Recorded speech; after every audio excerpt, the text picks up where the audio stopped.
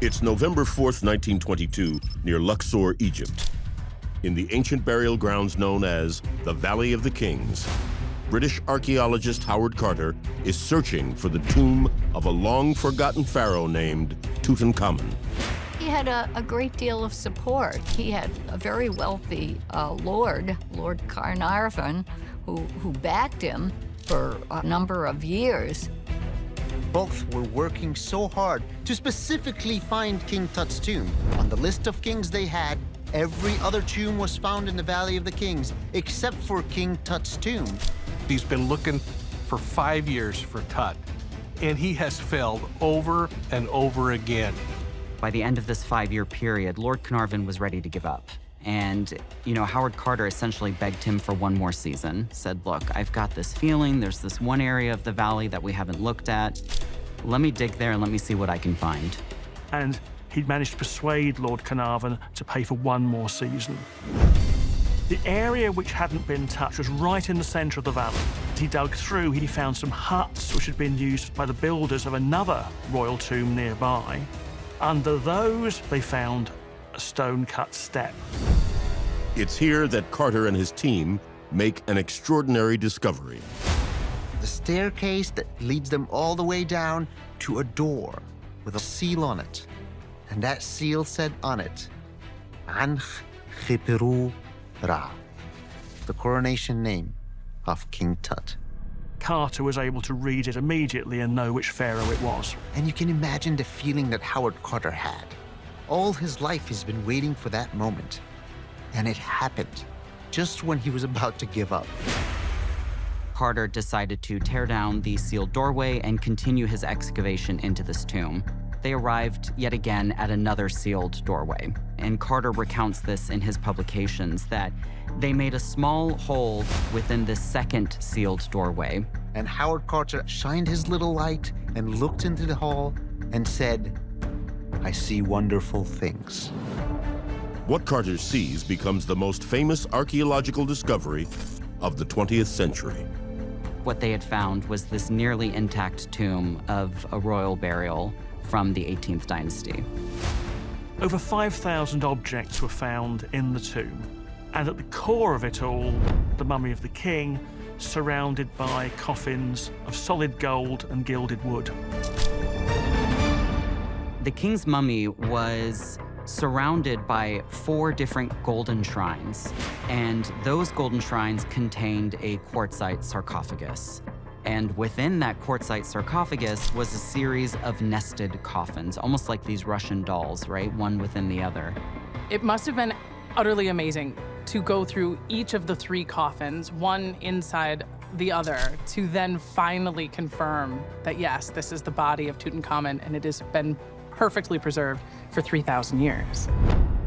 But more than 3 millennia after his mummified body was so lavishly entombed, little is known about the brief reign of King Tut or the cause of his death.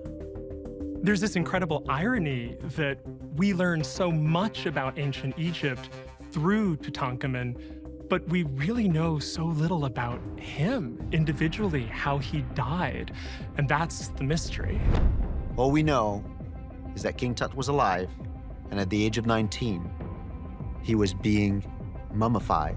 It's very likely that King Tutankhamun came to the throne around 1330, 1332 BC, having come after his father Akhenaten when he was only about 9 years old. So this was a child that we're talking about who essentially had to become a living god on earth and rule the land of Egypt. But such a young child could not rule Egypt on his own. He needed to surround himself with close advisors, essentially, to help him rule as king. Rule would have been in the hands of adults, but what they were doing would be in the name of the young king. About the time that King Tutankhamun becomes pharaoh of Egypt, part of his role as king is he has to take a wife. He ultimately ends up marrying his half-sister, Ankh-Essenamun, who was also a daughter of his father, King Akhenaten. She was the royal heiress. They were both quite young. Ankh-Essenamun must have been about 13 years of age by that time. King Tutankhamun, he has a short reign. It's roughly probably about 10 years that he's actually king of Egypt. And around 1324 BC, he suddenly dies. 70 years after Tut's tomb was found, one researcher thinks he may have found the reason for the young pharaoh's sudden death. In the 1990s, Egyptology professor Bob Breyer gets a hold of X-rays taken in the 1960s of Tutankhamun's mummy. And he recognizes specifically a head injury in the back of his head, and he can tell that the skull fragments are inside the skull.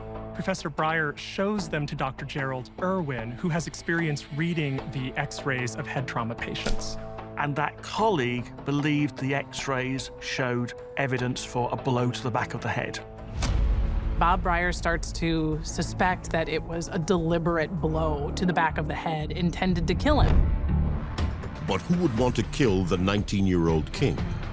In any murder mystery, you're looking for means, motive, and opportunity.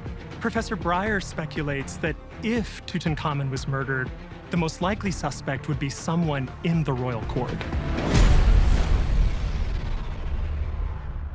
The first culprit in our story is I, the vizier of King Tut and the grandfather of his wife.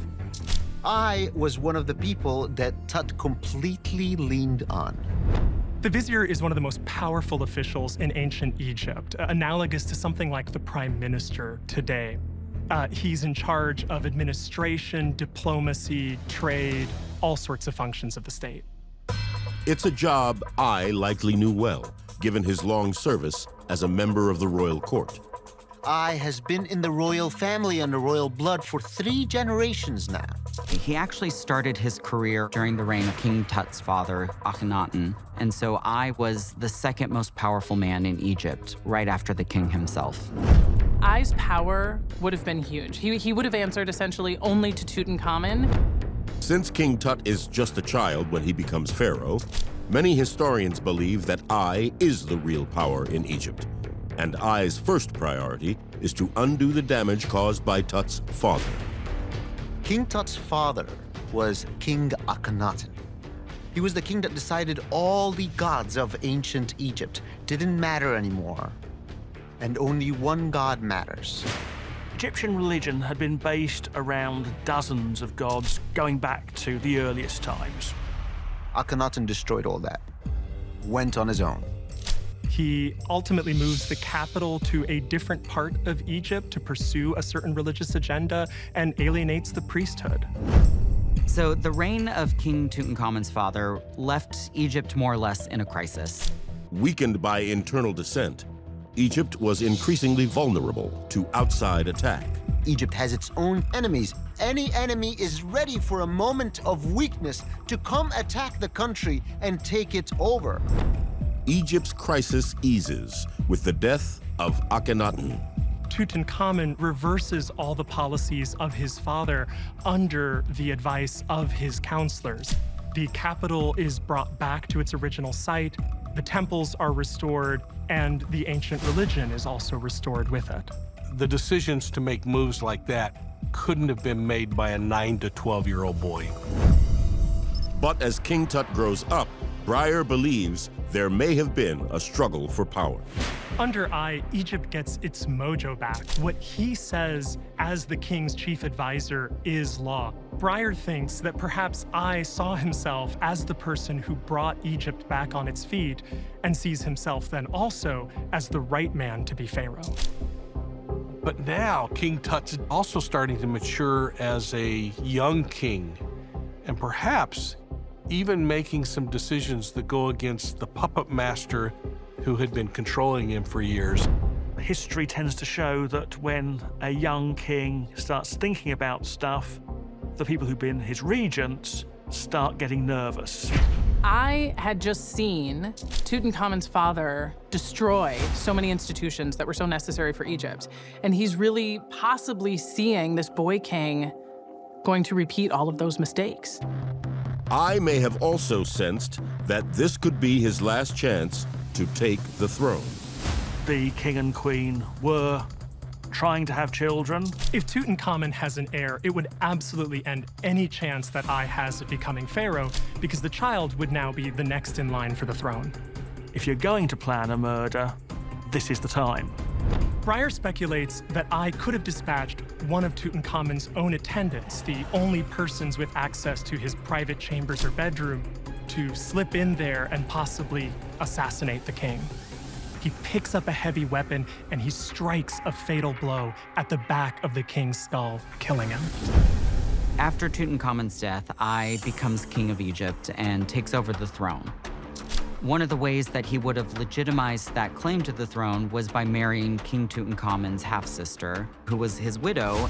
So is it possible that I actually had the young pharaoh killed to maintain his own power and control of Egypt? We know that Tut died and that he died under mysterious circumstances. Is it natural causes? Was it an accident? And if none of those are working very well, we have to consider homicide.